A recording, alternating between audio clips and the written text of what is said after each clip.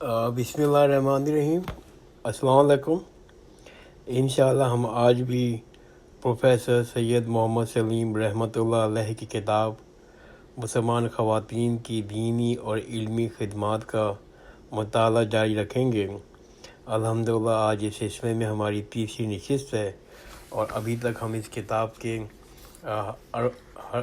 حرف آغاز اور عورت کی حیثیت مختلف مذاہب میں اس کا مطالعہ کر چکے ہیں، اور ابھی ہم دینی علوم کا مطالعہ کر رہے ہیں۔ خواتین اور کتابت۔ اسلام کے ابتدائی صدیوں میں لکھنے اور پڑھنے کا سلسلے میں عورت اور مرد کے درمیان کوئی تفریق نہیں ہوتی تھی۔ خواتین لکھتی بھی تھیں اور پڑھتی بھی تھیں، کتابیں تصنیف اور تالیف بھی کرتی تھیں۔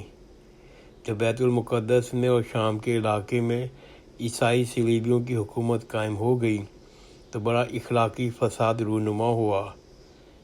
اس وقت کے محتسب عبدالرحمن شیرازی نے بنظر احتیاط خواتین کے لیے تحریر و کتابت کو ممنوع کر دی۔ جب عالم اسلام میں کافر منگولیوں کا غلبہ حاصل ہو گیا تو عورت کی عصمت اور عفت خطرے پہ پڑ گئی، تو بنظر احتیاط بعض علماء نے عورتوں کو گھر سے باہر نکلنا پسند نہ کیا اور خواتین کی تعلیم کو بھی پسندیدہ نہ سمجھا۔ ملا علی قادری ہروی 1910 میں انہوں نے فتویٰ دیا۔ انہوں نے فرمایا فتوے کے اندر کہ عورتوں کو لکھنا سکھانا پہلے زمانے میں جائز تھا، لیکن ان عورتوں میں فساد اخلاق پیدا ہو چکا ہے، اس لیے اب لکھنا سکھانا ناجائز ہے۔ یہ فتویٰ احتیاط کی نقطہ نظر سے تھا، مگر متاخرین علماء نے اس پر سختی سے عمل کیا، اور وہ لوگ اس سلسلے میں ایک حدیث کا بھی سہارا لیتے تھے: خواتین کو لکھنا نہ سکھاؤ۔ گزشتہ صدی میں ہندوستان میں عورتوں کی تعلیم اور کتابت کا مسئلہ شدت سے ابھر کے سامنے آیا۔ مولانا عبدالحی لکھنوی نے اس سلسلے میں ایک فتویٰ صادر کیا۔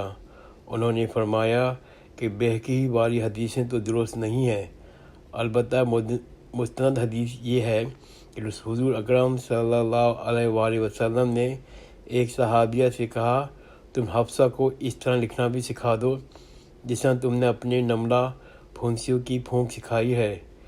یہ حدیث بالکل واضح ہے، اور آج تک ہر صدی میں خواتین صاحب تصنیف گزری ہیں۔ اگر کسی مباح کام سے کوئی شخص غلط مقصد حاصل کرتا ہے تو وہ غلط کام ناجائز ہوگا، نہ کہ فعل مباح۔ اس وقت تک اس فتوے کے خلاف بعض حلقوں میں چیمیں گوئیاں ہوئیں، لیکن بالآخر مولانا عبدالحی کے فتوے کو سب لوگوں نے تسلیم کیا۔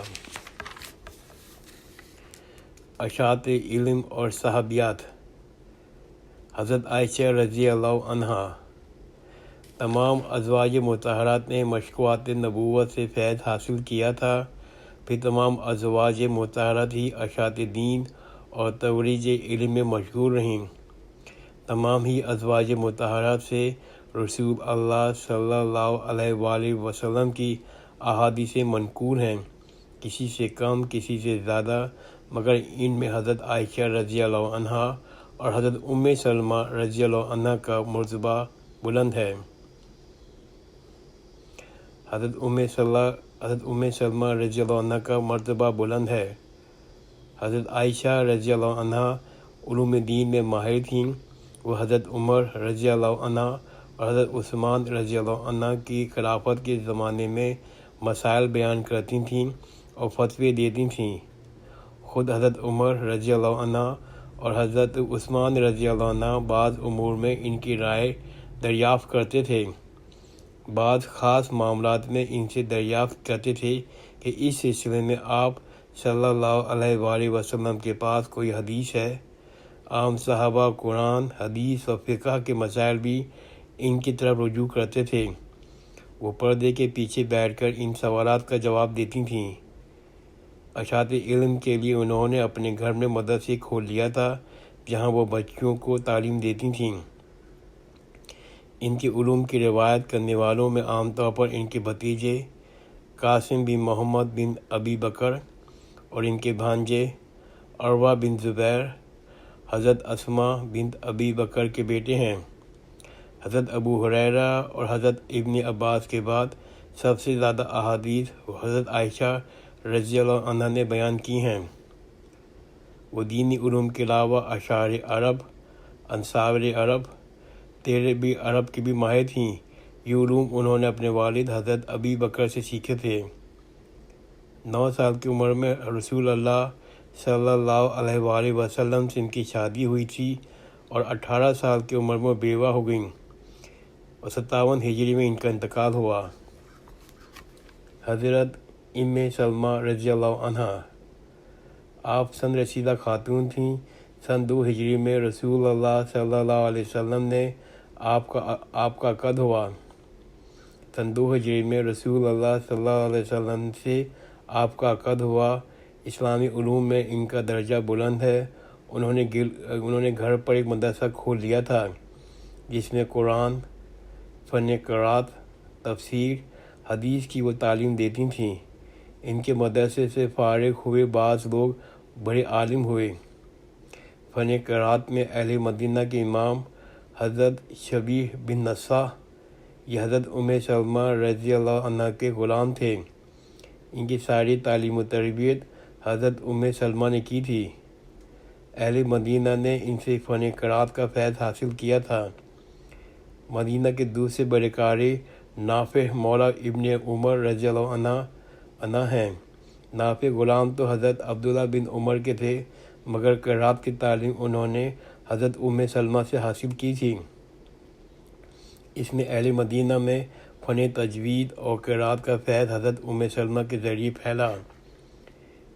ان کے گھر میں ایک باندی تھی جس کا نام خیرہ تھا۔ خیرہ کی تعلیم تربیت بھی حضرت ام سلمہ نے کی تھی۔ حضرت خیرہ مولا ابن سلمہ بڑی فاضلہ خاتون تھیں۔ وہ عورتوں کے گھر پہ جمع کرتیں وہ عورتوں کو گھر پہ جمع کرتیں اور ان کو وعظ و نصیحت کرتیں۔ اپنے دور کی وہ مشہور واعظہ خاتون تھیں، اور یہ بات بھی قابل ذکر ہے اس خیرہ کے صاحبزادے مشہور و معروف جلیل القدر تابعی حضرت حسن بصری تھے۔ حضرت حفصہ رضی اللہ عنہا آپ حضرت عمر رضی اللہ عنہ کی بیٹی تھیں۔ بیوہ ہو جانے کے بعد سن 3 ہجری میں نبی کریم صلی اللہ علیہ وسلم کے حوالے عقد میں آئی تھیں۔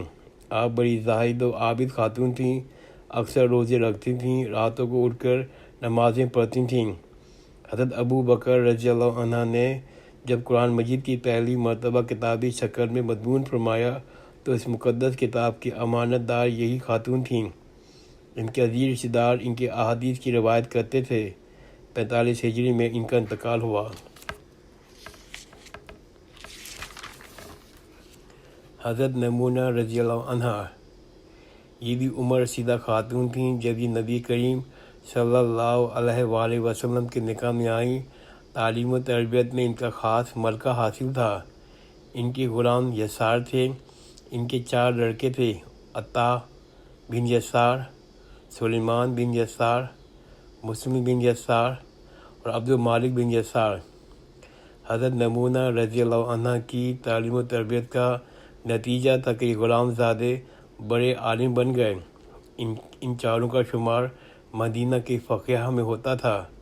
حضرت میمونہ رضی اللہ عنہ کا انتقال 38 ہجری میں ہوا۔ دیگر ازواج مطہرات بھی اشاعت علم میں مشغول رہتی تھیں۔ ازواج کے علاوہ بعض دیگر صاحبات بھی اشاعت علم میں مشغول رہتی تھیں۔ زینب بنت ام سلمہ رضی اللہ عنہا یہ امیر المومنین حضرت ام سلمہ کے پہلے شوہر سے لڑکی تھیں۔ یہ تعلیم و تربیت حضرت امام ام سلمہ نے کی تھی۔ ان کا شمار بھی فقیہ مدینہ میں ہوتا تھا۔ مشہور تابعی ابو رافع کا بیان ہے، زینب بنت ام سلمہ اس زمانے میں مدینہ کی سب سے بڑی فقیہ خاتون ہیں۔ مختلف لوگوں نے ان کے احادیث کی روایت کی ہے۔ امام زین العابدین نے بھی ان سے روایت کی ہے۔ 73 ہجری میں ان کا انتقال ہوا۔ ام دردہ رضی اللہ عنہا یہ مشہور صحابی رسول حضرت ابو درداء رضی اللہ عنہ کی زوجہ ہیں۔ یہ عالمہ، عابدہ اور زاہدہ خاتون تھیں، فقیہ اور عقل مند خاتون تھیں۔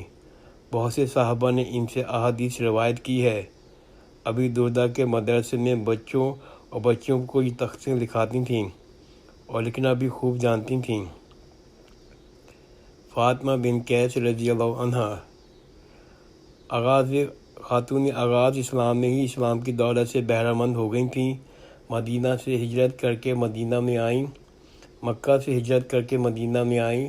بڑی صاحب کمال خاتون تھیں۔ حافظ ابن عبد البر اندلسی ان کے بارے میں لکھتے ہیں کہ حسن و جمال کے ساتھ عقل و کمال میں بھی ممتاز تھیں۔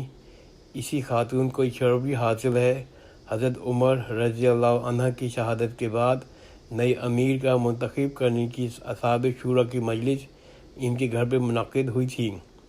بہت سے تابعین نے ان سے احادیث کی روایت کی ہے۔ عمرو بنت عبد الرحمن انصاری رضی اللہ عنہ تابعات کے زمرے میں حضرت عمرو کا درجہ اشاعت علم میں بہت بلند ہے۔ ان کی تعلیم و تربیت حضرت عائشہ رضی اللہ عنہ نے فرمائی تھی، اس لیے حضرت عائشہ رضی اللہ عنہ کے علوم کا حافظہ اور ان کی روایت کی جامع تھیں۔ خلیفہ عمر بن عبدالعزیز نے جب تدوین احادیث کی مہم جاری کی تو مدینہ کے عامل کو خاص طور پر حکم دیا کہ وہ عمرو بنت عبد الرحمن کی روایت ضرور جمع کریں، جو دراصل حضرت عائشہ رضی اللہ عنہ کی روایت تھیں۔ ان کا انتقال 102 ہجری میں ہوا۔ بنی ہاشم میں حضرت عباس کی زوجہ ام فضل رحمۃ اللہ علیہ، بنی ہاشم میں حضرت عباس کی زوجہ ام فضل رضی اللہ عنہ اور حضرت علی رضی اللہ عنہ کی بہن ام ہانی رضی اللہ عنہ نے بھی اشاعت علم میں بہت زیادہ حصہ لیا ہے۔ ان کے علاوہ دوسرے تابعات بھی تھیں جنہوں نے اشاعت علم میں حصہ لیا۔ صدر اول کے بعد خواتین میں علم کا ذوق عمومی انداز میں پیدا ہو گیا تھا۔ علوم کے تمام شعبوں میں خواتین نے نمایاں مقام حاصل کیا، اس لیے ہر شعبے سے متعلق چند خواتین کا تذکرہ پیش کیا جاتا ہے جنہوں نے اپنے شعبے میں ناموری حاصل کی۔ میں اپنی مطالعہ یہاں روکتا ہوں۔